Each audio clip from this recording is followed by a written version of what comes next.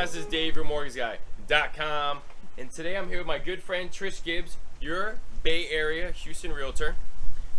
Trish, I had a question for you. Before I even get to the question, where am I at? Because this is amazing. This house is literally on the water, like physically on the water. Right.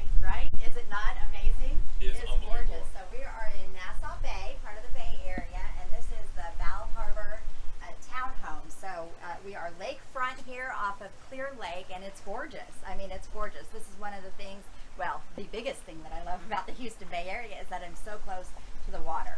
And there's just different, you've got the lakes, you've got the canals, you've got the beach.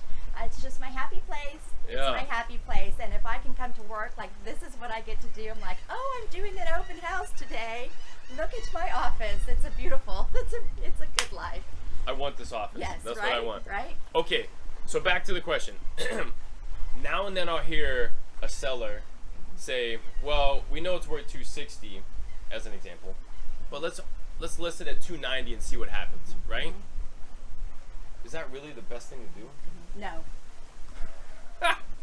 No, it's not. And here's one that I've personally made this mistake. I realize I've made a lot of mistakes, but that's where the best experience comes from. Absolutely. For, again, not being in the business and telling my realtor at the time, this was many years ago, how I think it should be done. And I said, well, let's list here, because what can it hurt, right? And it can hurt. So what we run into is, and that used to be more of a way that people would do it. You list high, you negotiate, you know, it's part of the game, but Right. it's just not working that way anymore. And what ends up happening is that you're losing your whole market, your target market, because they're not even searching in that price range.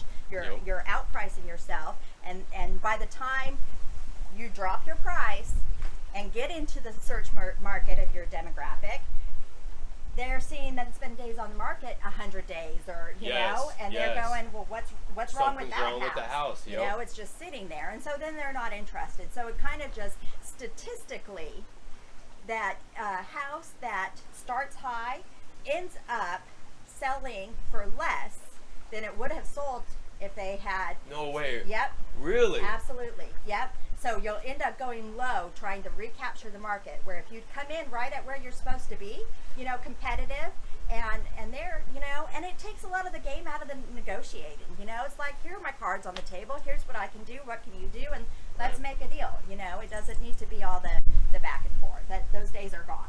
Well, and it's probably because when it's listed on the market for 100 days, those offers are going to be low ball offers. I mean, they're going to assume something's wrong with the house. I'm going to low ball, and that's probably why they end up such lower in sales price than if they'd done it right. For sure. Because who doesn't go through and go, wow, that's been on, you know, especially if it's a hot market, you know, and and you see all these other houses around it selling on the market 10 days, 5 days, 30 days even, and then you've got this one that's been on there for 100 days.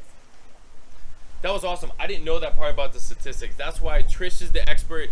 That's awesome information. So don't shoot yourself in the foot and price yourself out the market. Stay tuned for more of these videos, because we're going to have them. Thanks, guys. All right, bye.